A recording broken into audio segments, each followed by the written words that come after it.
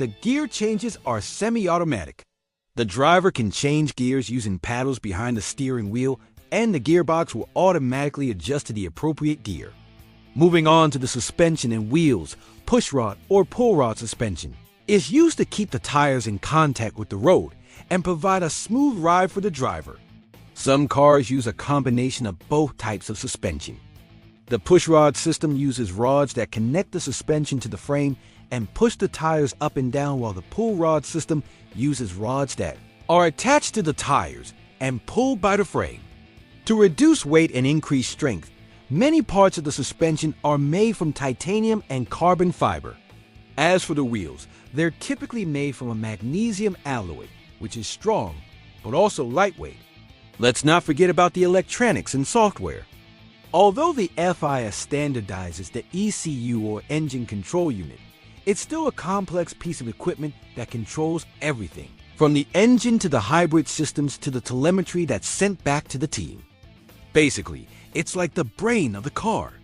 The ECU works with thousands of sensors that collect data on everything from the car's speed to the temperature of the engine. That data is then sent back to the team in real time, so that the engineers can monitor the car's performance and make any necessary adjustments. Now, let's talk about how all these parts are put together. The final step in making an F1 car is assembly. Each car is hand-built by a team of highly skilled engineers and technicians who must work together to create a perfect machine. Once the car is assembled, it's time to test it out on the track. Before hitting the track, the engines are run on a dyno for hundreds of hours to make sure they're working properly. A shakedown is then performed to make sure the whole car is in good working order before finally hitting the track for real. Alright, now we know how an F1 car is made, but what about the future of these amazing machines? Well, in 2026, new engine regulations will be introduced. These changes are aimed at increasing the amount of electric power used in F1 cars and promoting the use of sustainable fuels.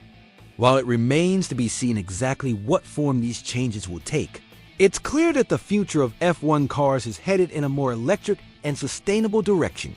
Cost caps were introduced in 2021 to help level the playing field and promote sustainability.